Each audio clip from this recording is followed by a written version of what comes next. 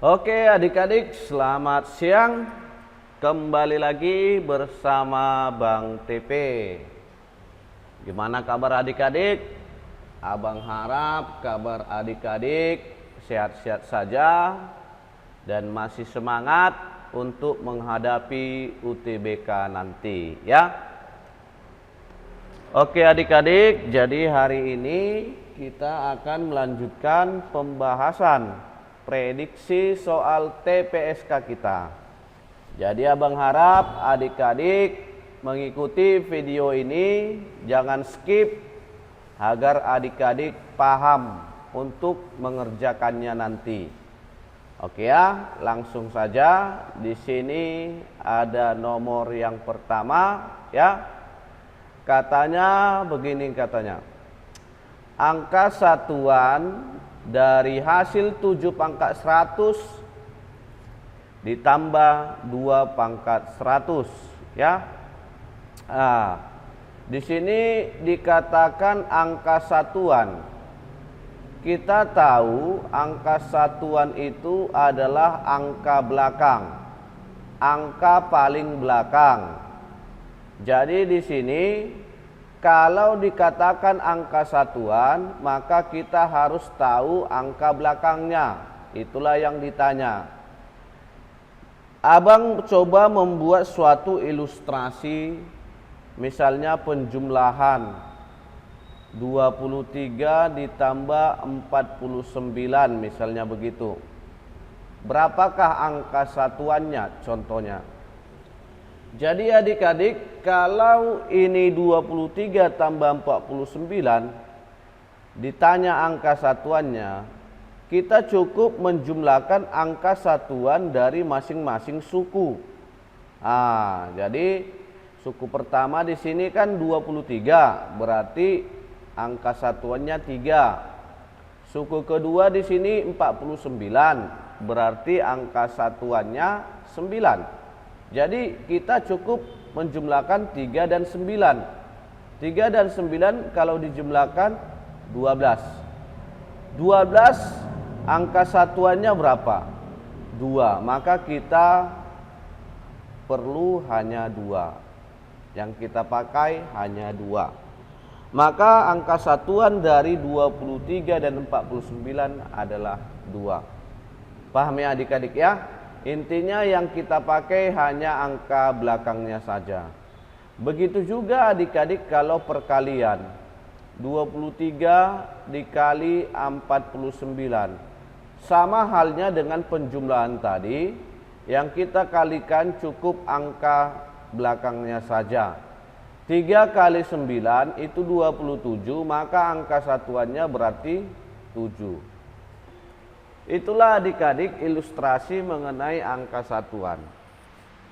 Masalahnya sekarang ini sukunya 7 pangkat 100 dan 2 pangkat 100. Angka satuan dari 7 pangkat 100 berapa?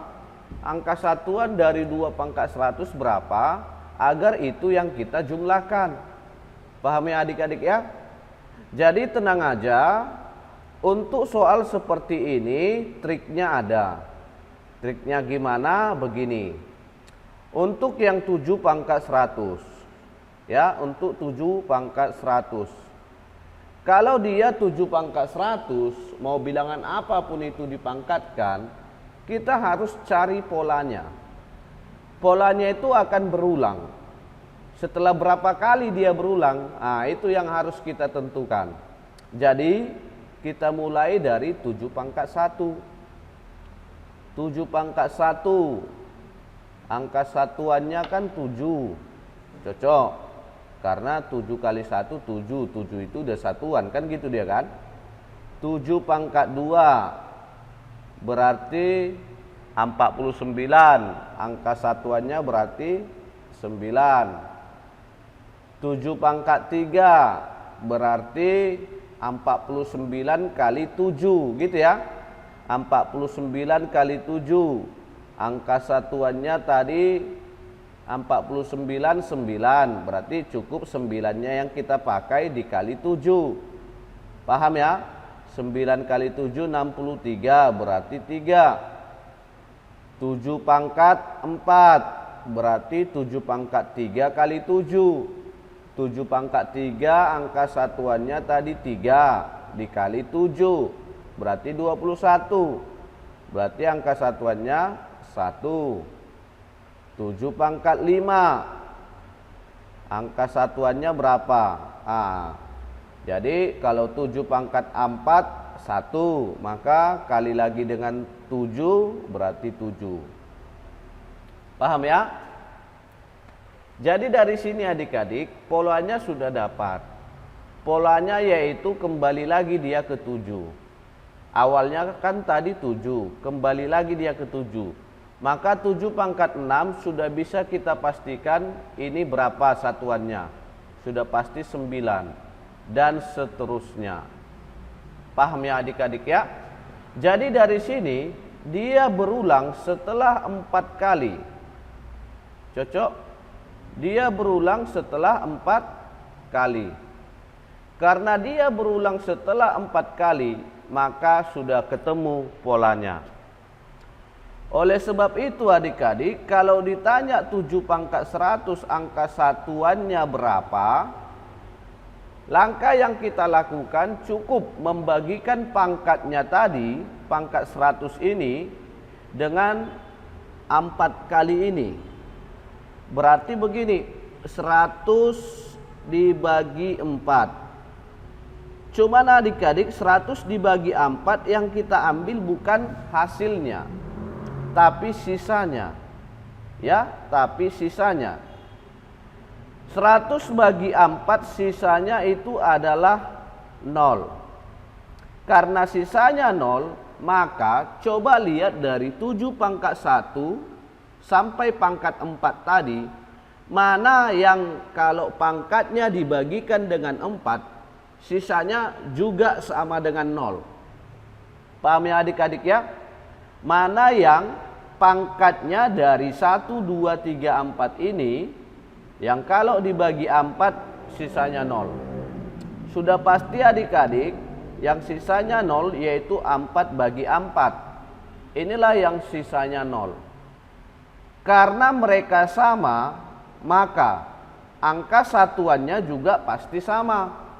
Angka satuan 7 pangkat 100 pasti sama dengan angka satuan dari 7 pangkat 4. Oke, 7 pangkat 4 tadi sudah kita tahu angka satuannya berapa. Berarti angka satuan dari 7 pangkat 100 adalah 1. Paham ya adik-adik ya? Sekarang kita lanjut. Gimana bang kalau 2 pangkat 100? Langkahnya sama aja adik-adik. Kita cari dulu polanya. Ya. Kita mulai dari 2 pangkat 1. Itu 2. 2 pangkat 2. Itu 4. 2 pangkat 3. Itu 8. Tapi kalau sudah masuk 2 pangkat 4 ini sudah puluhan kan? 2 pangkat 4 itu 8 kali 2, 16. Berarti 6. Belum nampak ya? 2 pangkat 5. Berarti 2 pangkat 4 kali 2. 2 pangkat 4 satuannya 6. Kali 2, 12. Berarti ini 2. Sudah nampak? Sudah nampak, sudah kembali lagi dia ke 2. Berarti 2 pangkat 6, abang pastikan itu sama dengan 4. Dan seterusnya. Cocok ya adik-adik ya? Jadi kalau kita lihat ini, dia berulang setelah berapa kali? Ternyata dia berulang adik-adik setelah 4 kali juga. Paham ya? Setelah 4 kali. Karena setelah 4 kali, samalah seperti 7 pangkat 100 tadi.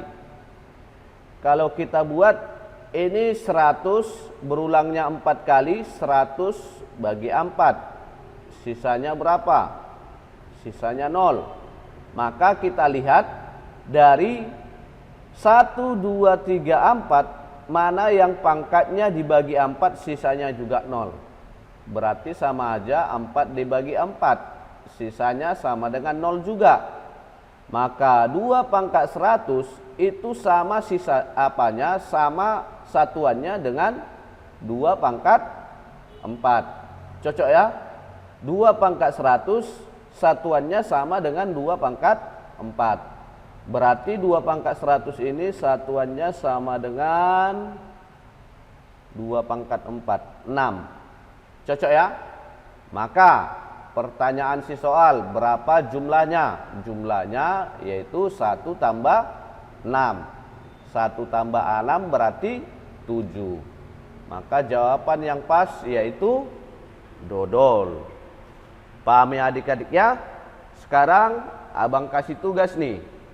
Coba adik-adik kerjakan 7 pangkat 29 ditambah 9 pangkat 32. Ini angka satuannya berapa? Ah, ingat, cari dulu polanya.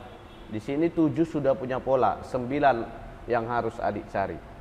Oke adik-adik ya.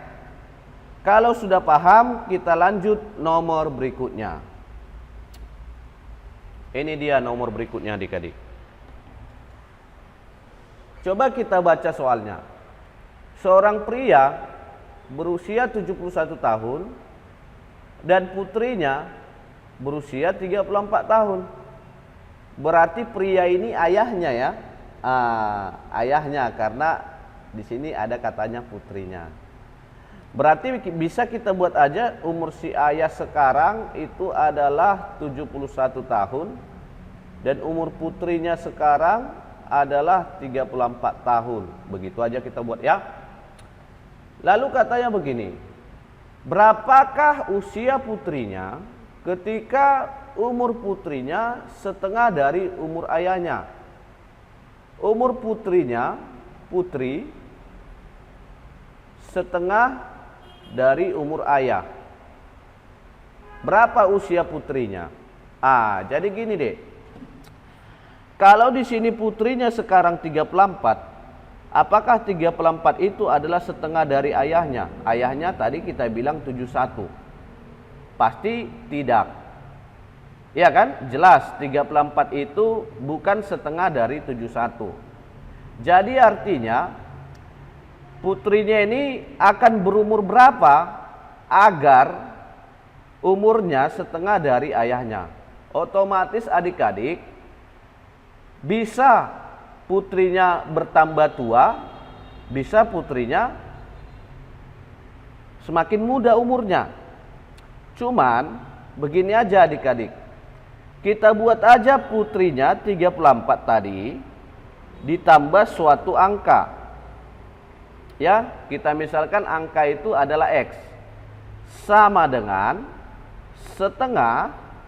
Kalau si putri bertambah X, otomatis si ayah harus bertambah X. Kenapa begitu bang? Karena ini umur deh. Kalau umur, semua manusia mengalami hal yang sama. Paham ya? Kalau putrinya berkurang X, ayahnya juga harus berkurang X. Ingat itu, ini umur. Tidak ada orang yang bisa menunda umurnya. Paham ya? Oke, berarti ini ayahnya juga harus bertambah X. Berarti 71 tambah X. Kalau kurang bang bisa? Kurang bisa.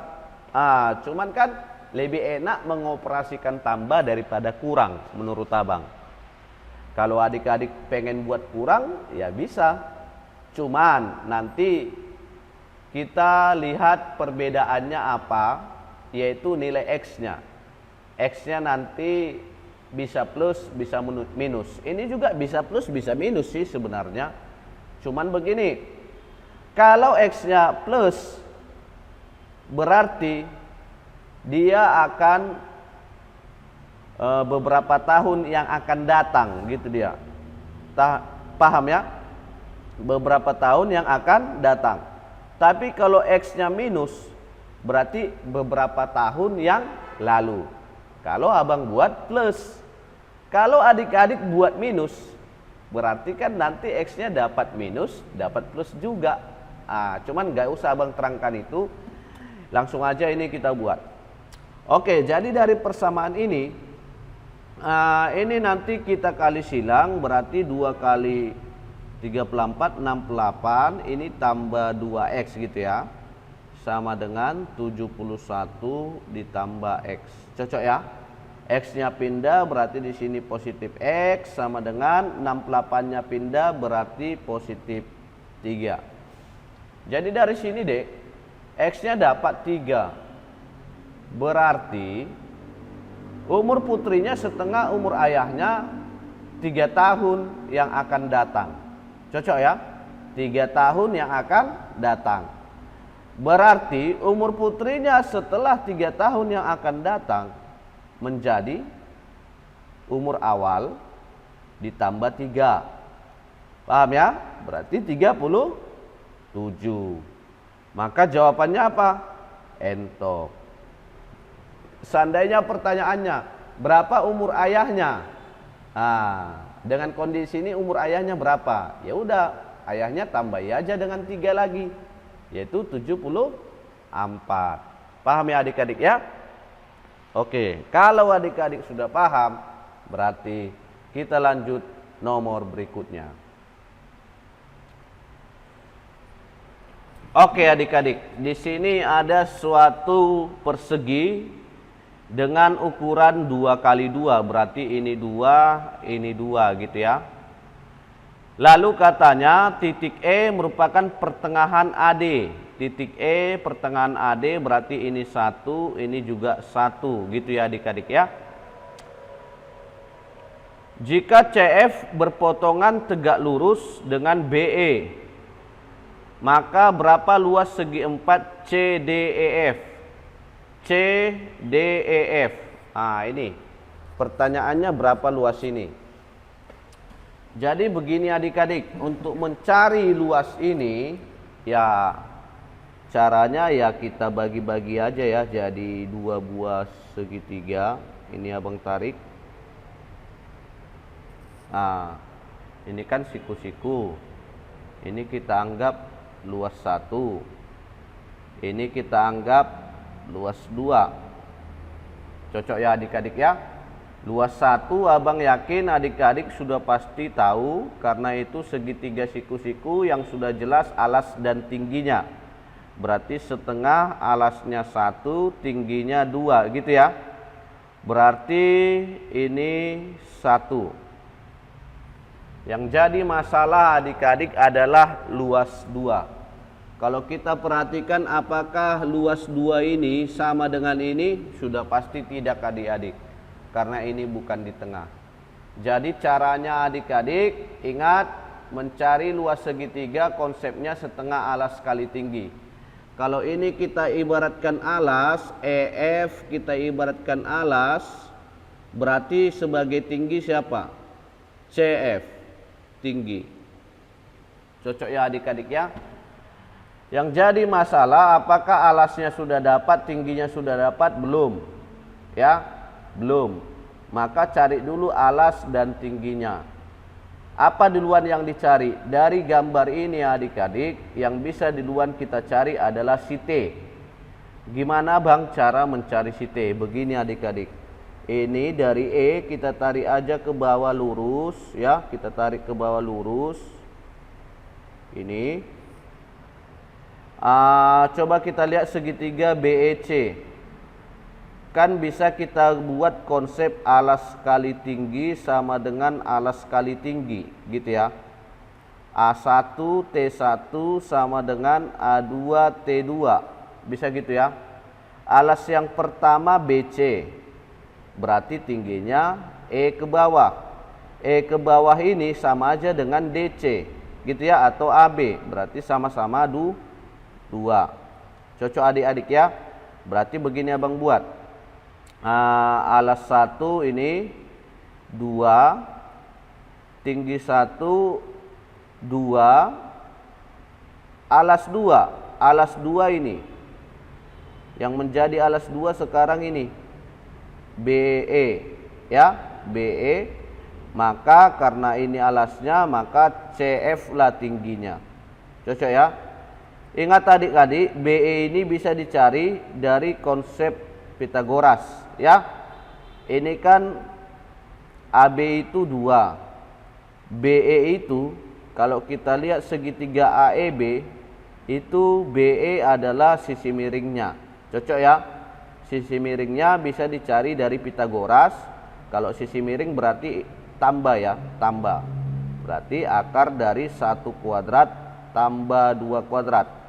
1 kuadrat 1, 2 kuadrat 4, ditambahkan jadi 5. Cocok ya? Kali tinggi 2-nya berapa, Dek? Tinggi 2-nya CF.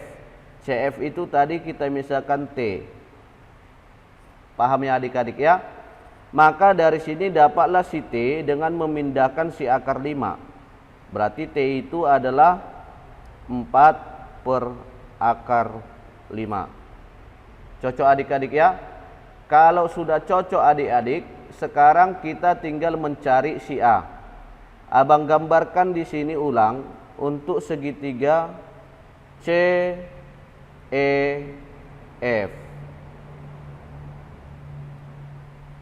Nah, ini siku-siku adik-adik. Ini tadi sudah kita dapat 4 per akar 5. Ini si C, ini si F, ini si E.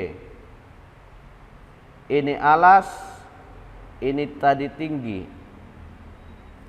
Untuk mencari alas berarti kita butuh CE atau EC. Ingat adik-adik, CE atau EC itu sama aja dengan BE. Paham ya? BE tadi bisa kita cari dari Pitagoras. Begitu juga dengan EC. Bisa kita cari dari Pitagoras segitiga 1. Paham ya adik-adik ya? Tadi sudah kita cari, ini nilainya sebesar akar 5. Cocok adik-adik? Maka si A bisa kita cari dari Pitagoras. Pitagoras berarti miring kurang sisi tegak gitu ya. Akar dari, ayo, miring kuadrat 5 kurang tegak kuadrat berarti 16 per 5. Cocok adik-adik ya? Maka alasnya sama dengan, kalau ini kita samakan penyebut, ini tadi 16 per 5, berarti ini 25 per 5. Cocok ya? 25 kurang 16, 9. Berarti akar 9 per 5. Cocok adik-adik ya? Kalau akar 9 per 5, si 9 ternyata diakarkan 3. Tapi si 5 nggak bisa, ya tetap aja kita buat 3 per akar 5. Cocok ya? Maka dari sini adik-adik bisa kita cari langsung luas 2. Yaitu setengah. Alasnya tadi adik-adik yaitu A, 3 per akar 5. Tingginya adik-adik itu tadi yaitu T, 4 per akar 5. Cocok ya adik-adik ya? Dari sini bisa kita sederhanakan, si 2 dengan si 4 habis, berarti hasilnya 2. Sekarang kita hitung 1 kali 3 kali 2, 6 per akar 5 kali akar 5 berarti 5. Paham ya adik-adik ya? Kalau sudah paham berarti sudah dapatlah si luas 2. Maka dari sini sekarang kita cari luas total. Luas total nanti tinggal kita jumlahkan aja si luas 1 dengan si luas 2. Luas 1 tadi dapat kita nilainya sebesar 1. Luas 2 6 per 5. Maka 1 ditambah 6 per 5 samakan penyebut. 1 itu 5 per 5 tambah 6 per 5 berarti hasilnya 11 per 5. Maka jawaban yang tepat adalah cantik. Paham ya adik-adik ya? Oke, abang rasa ini masalah konsep Pitagoras dan konsep segitiga. Sekarang kita lanjut nomor 28. Ini adik-adik nomor 28. Kalau kita lihat di sini, ini materinya peluang. Katanya begini adik-adik. Banyak bilangan 3 angka yang memuat minimal sebuah angka 2 dan minimal sebuah angka 3. Oke adik-adik. Katanya dia 3 angka, tapi harus ada minimal 1 angka 2, 1 angka 2, dan di sini ada kata dan ya, bukan kata atau. Di sini ada kata dan 1 angka 3. Berarti adik-adik, kalau di sini katanya dan, berarti angka 2 dan 3 ini harus ada secara bersamaan. Minimal satu kali. Bisa nggak 2 kali bang? Bisa, cuman kan hanya 3 angka. Berarti nggak bisa keduanya 2 kali, gitu ya. Jadi kalau abang buat, gimana kemungkinannya? Di sini berarti ada beberapa kemungkinan dek. Kemungkinan yang pertama adik-adik adalah kalau duanya 2 kali, berarti angkanya sekitar 223 atau diputar-putar. 232, 322, begitu ya. Kemungkinan yang kedua adik-adik, kalau 3-nya yang 2 kali, 332. Bisa bang 335? Nggak bisa karena nggak mengandung angka 2. Harus ada 2 dan 3-nya secara bersamaan. Paham ya? Yang terakhir itu 2, 3 dan angka lain. Tapi nggak boleh lagi adik-adik 2 dan 3. Kenapa? Karena sudah terpakai di sini.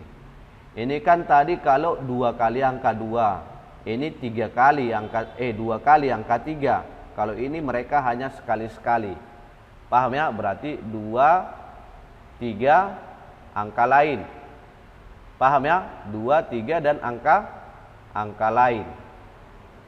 Cuman adik-adik, ini nanti harus kita susun lagi.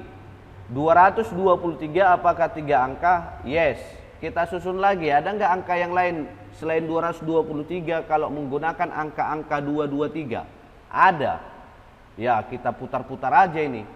Cuman kalau kita putar-putar seperti ini memakan waktu yang sangat banyak.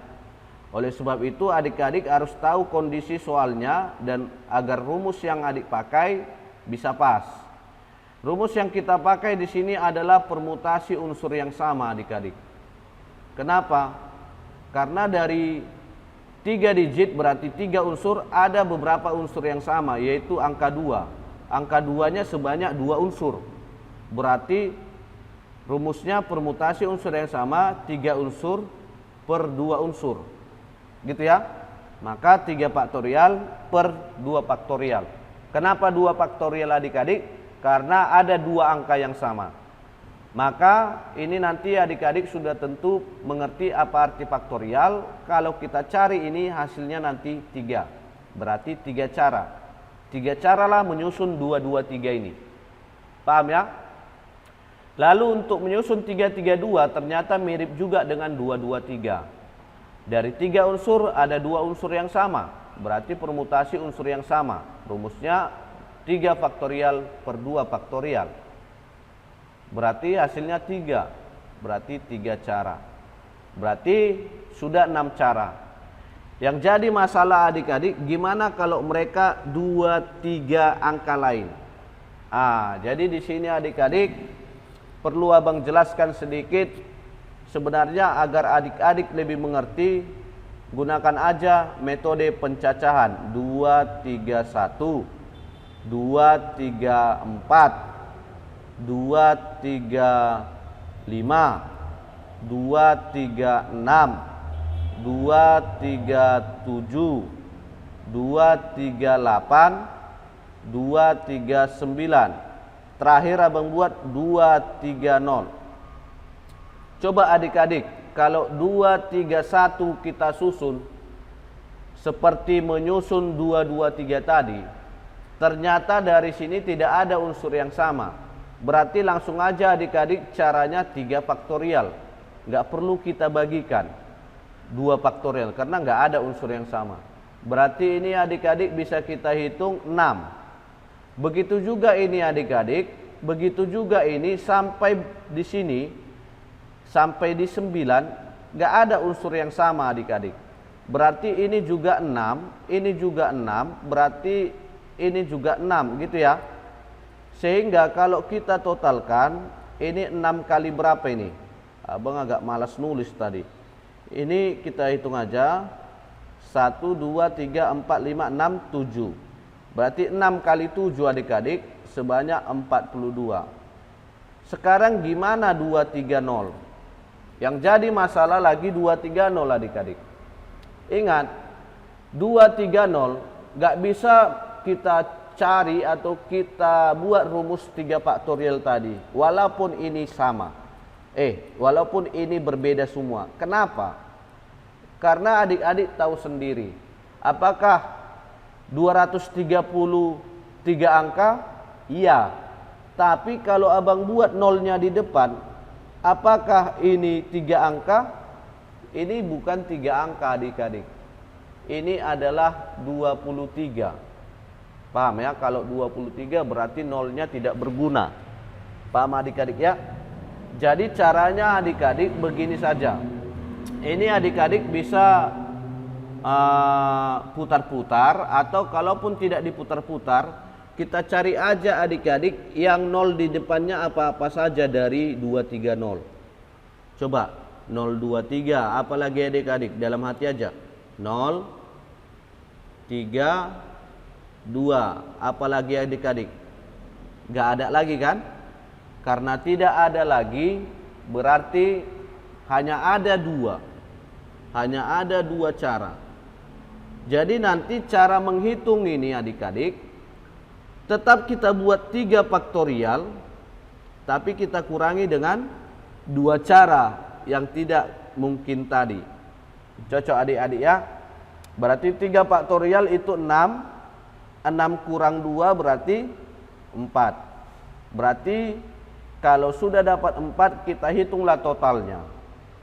Maka total banyak cara penyusunannya adik-adik adalah, yang pertama tadi 3, yang kedua 3, yang ketiga 42 tambah 4.